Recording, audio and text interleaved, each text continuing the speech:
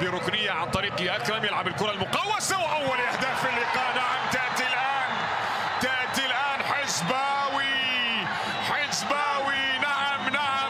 نعم لأنه الأسيست أتى من أكرم، ولذلك هو يضرب، هو يجلد كما يفعل أكرم، ويسجل محمد حزباوي أول الأهداف. هنا تأتي التوأمة، هنا يأتي التفاهم، وهنا يأتي أول أهداف الزعيم بهذه الطريقة. لم يكن مراقبا ووضع الكرة. يا سلام على هذا الشاب الذي يضعها بهذا الشكل.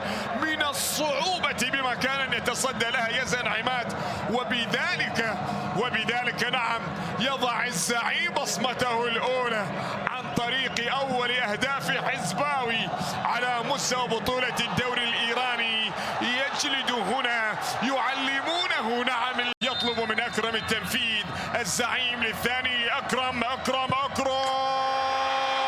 يسجل ثاني أهداف الزعيم. تأتي الآن عن طريق أفضلهم وأكرمهم. أتحدث هنا عن هذا النجم أكرم عفيف، يجلد ويضرب مرة أخرى ويسجل ثاني أهداف السد بعد أن عرقل، بل إنني أقول بعد أن صنع الأول وعرقل في الثانية. يأتي ويضرب من علامة. يا سلام طقون رقبه، وبذلك هنا يدق. هنا لدينا أكرم يسجل ثاني الأهداف بهذه الطريقة. وضع يزن في زاوية والكرة في زاوية أخرى. نعم ثاني الأهداف للزعيم. أكرم راح مرر. الله يا سلام على ثالث أهداف الزعيم بكرة جميلة للغاية، بكرة غاية في الروعة والجمال والسرعة والأداء والمرور والتفاني والتمرير.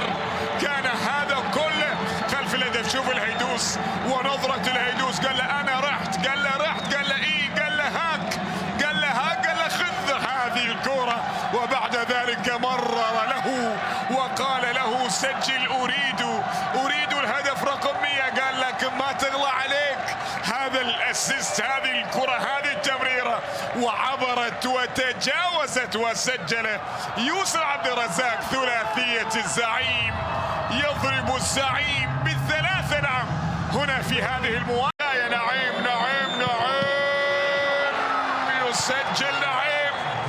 يسجل نعيم السلاتي. نعم من تحت أيدي سعد الشيب. أول الأهداف التي تأتي لمصلحة العنيد في مرمى الزعيم. وحالة ضرب تأتي قبل نهاية اللقاء بربع ساعة. ولا تنسى أنه عبد الهادي الرويلي أو حكم اللقاء وحكام دورينا بدأوا في تطبيق البروتوكول تبع الوقت الضايع، ولذلك راح نشوف انه مو فقط ربع ساعة بل اكثر من ذلك. حقيقة لم يكن فيه، لكن هنا لدينا الله يا بلات. يجب ان يسجل هذا النجم، يجب ان يضعها هذا النجم الاكوادوري. يعود مرة اخرى ويرفع اسم الاكوادور مع الزعيم هجوميا بعد كارلوس. يأتي غونزالو بلاتا يسجل رابع أهداف الزعيم. إن كانوا بالعشرة. الله يا سعد، مررها سعد وكانت الكرة أسيست من سعد الشيب. نعم أسيست كان حاضرا. يا عيني على بلاتا يراوغ برأسه وبعد ذلك الإكوادوري يسجل رابع الأهداف. نعيم التونسي لا يخطئ المرمى. التونسي يسجل ثاني أهداف النادي الأهلي.